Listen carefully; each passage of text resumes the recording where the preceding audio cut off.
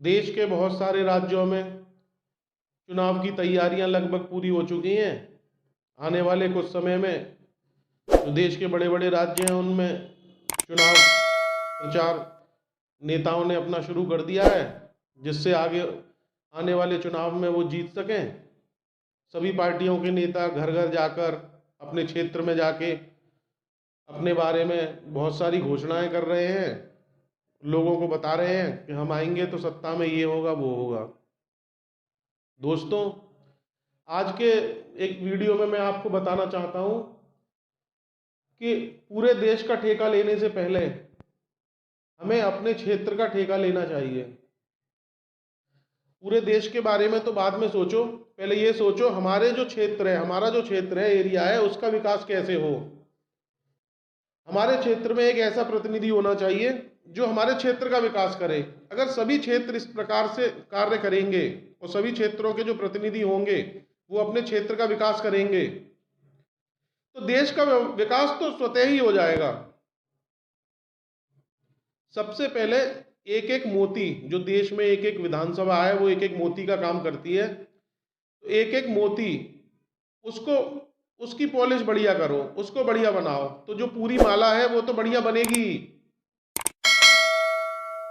आज की डेट में आप देखेंगे जितने भी नेता हैं सब अपनी खूबियां बता रहे हैं, लोगों से दंडवत करके प्रणाम कर रहे हैं।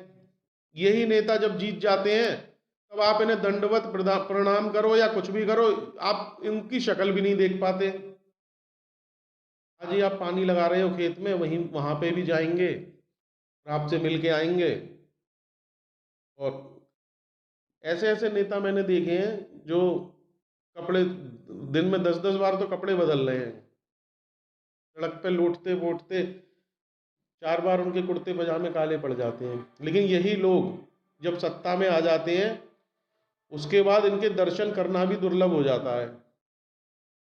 सबसे पहले दोस्तों, जब आप अपने क्षेत्र का नेता देखें ये जरूर देख लें, एक बात तो आप निश्चित सोच लें, जो व्यक्ति चुनाव लड़ रहा है, चुनाव आयोग ने ही करीब 70-80 लाख रुपए, एग्जैक्टली मुझे नहीं पता, इतना खर्चा करने की अनुमति तो चुनाव आयोग ने दे रखी है। और उसके ऊपर न जाने कितने करोड़ों रुपए चुनाव में बह जाते हैं, एक एक प्रत्याशी करोड़ों रुपए लगा देता है। तो आप समझ सकते हैं कि जो व्यक्ति इतना पैसा चुनाव में लगा रहा है, जो पैसा लगाकर चुनाव जीत रहा है, वो समाज सेवा करने, आपके दुख दर्दों को बांटने के लिए तो आया नहीं है। अगर उसको समाज सेवा का इतना ही शौक था तो पहले से उसने कहीं दान दक्षिणा क्यों नहीं की।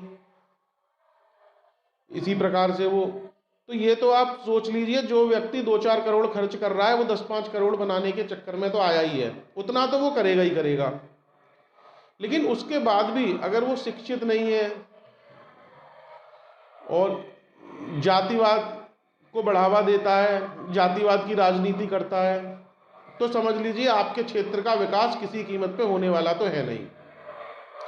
अगर आपको अपना क्षेत्र विकसित करना है तो आपको सभी प्रत्याशियों में ये देखना पड़ेगा कौन शिक्षित है। जो व्यक्ति जैसे किसी चीज़ की जानकारी ही नहीं है उसके डिसीजन तो कोई और लेगा।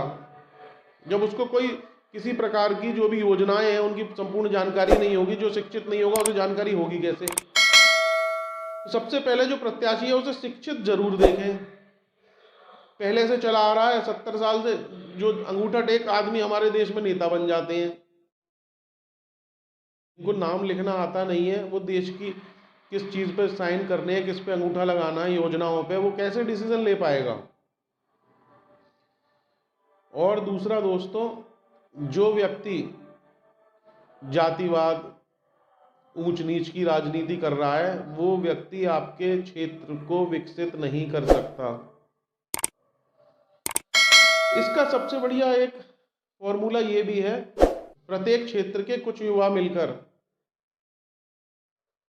मान लीजिए कि एक विधानसभा में 50-40 कोई युवा मिलकर, जिनका राजनीति से बहुत ज़्यादा संबंध नहीं है, पढ़े लिखे हैं या राजनीति में आने से डरते हैं परंतु समझ रखते हैं, वो अपने यहाँ के सभी प्रत्याशियों का एनालिसिस करें और फिर किसी एक का प्रमोशन ना करके सभी के बारे में जानकारियां, जैसे होता है चाय के जो ठेले होते हैं या पान की दुकानें होती हैं, इन पर जाके एकमात्र चर्चा करें कि फलाने प्रत्याशी की क्या खूबी है और क्या उसका ड्रॉबैक है।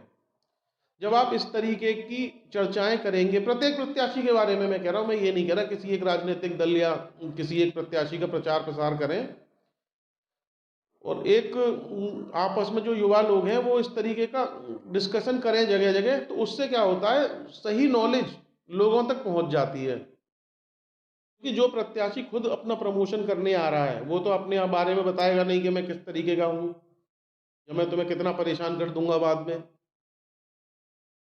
वो लोग इस तरीके से कि इस पार्टी का ये प्रत्याशी जो है इसकी ये खूबियां हैं ये कमियां हैं, दोनों ही चिन्हों पर, दोनों ही बिंदुओं पर चर्चा करें प्रत्येक प्रत्याशी के जितने भी लोग हैं।